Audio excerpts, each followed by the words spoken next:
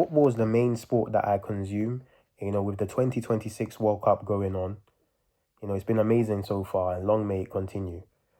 But I also watch basketball.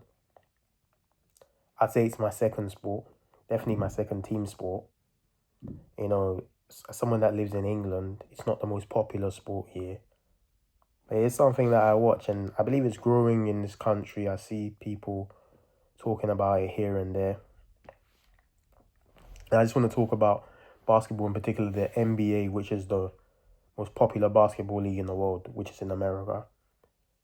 And I believe that currently in the NBA, it's the most unpredictable era in NBA history. So this year, the New York Knicks won the NBA title, which was their first title since the early 70s. And from 2019 up until this year, the NBA has had different champions in the last 8 seasons. If you compare that to football, the thing that we can compare it to is the UEFA Champions League. Since 2019, there have been different winners. However, PSG have won back-to-back Champions Leagues, and Real Madrid won the Champions League in 2022 and 2024. So there's been a level of, you've got a team that is able to win it again. Whereas in the NBA, it's been 8 different winners. And the NBA there's an Eastern Conference and then the Western Conference. And the person that comes out of the West faces the East. And in this 8 years, there's been 4 Eastern Conference winners that have won the NBA title, and then 4 Western Conference winners that have won the NBA title. That was actually quite surprising to me because the Western Conference is known for being better than the East. So it just shows just how competitive it is in the NBA. Some argue that parity is good. If you're looking for a sport that's unpredictable, very competitive, then the NBA may be your sport, because even with the Knicks winning this year, I'm not 100% confident that they will repeat as champions. It's very likely that we'll see a different winner. That's just how unpredictable the sport is. You see the rise of the San Antonio Spurs, who were in the finals, this generational talent, Victor Wembanyama, and they've got a very young team. I wouldn't be surprised if they are NBA champions next year. But then I also wouldn't be surprised if we see a whole different finals that doesn't feature either New York or the San Antonio Spurs. That's just how unpredictable it is. But based on the views, the fans are enjoying it. The finals this year, I believe, was the highest viewed since the 98 finals. This was when Michael Jordan was in the league, in the Bulls, in his prime. So, and the game 4, which the New York Knicks made this amazing comeback, you can say it's one of the great finals games. So the fans, the consumers, we are being entertained, and particularly for the Knicks, the American player who was their best player, Jalen Brunson. It's a good thing for the NBA, because the NBA recently has been, there's been a lot of European players who are dominating, Canadian SGA last year. It's not just a league that's dominated by American players, which has been the case historically. But there's a lot of, right now in the NBA, recently one of the biggest superstars, Giannis, was traded to the Miami Heat. So I'm interested to see how he plays for them. One of the great players in the NBA history, LeBron James. What's he going to do? Is he going to stay in the Lakers, try and win a title? Is it going to be his last season? He's played 23 years. No one's played that long. Is he going to retire? Is he going to go back to Cleveland? Who knows? The Golden State Warriors, who have been a franchise that over the last 15 years have won championships, but recently there's been a decline, with Steph Curry, Draymond Green, Steve Kerr.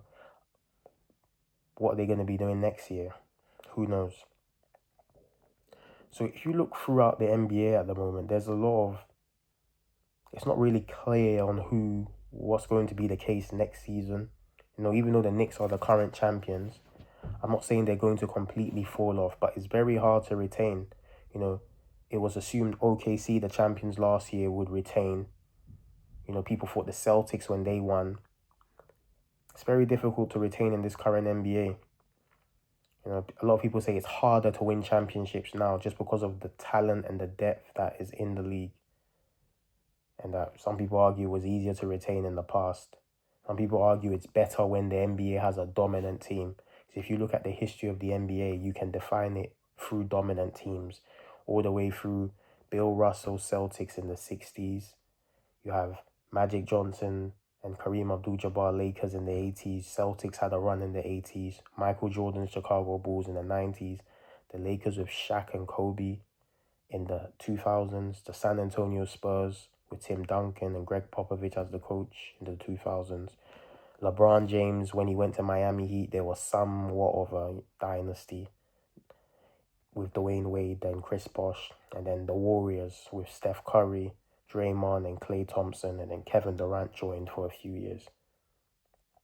So a dominant team is good for the league, but then it can be predictable. And with sports, you don't want to feel like you want to be shocked.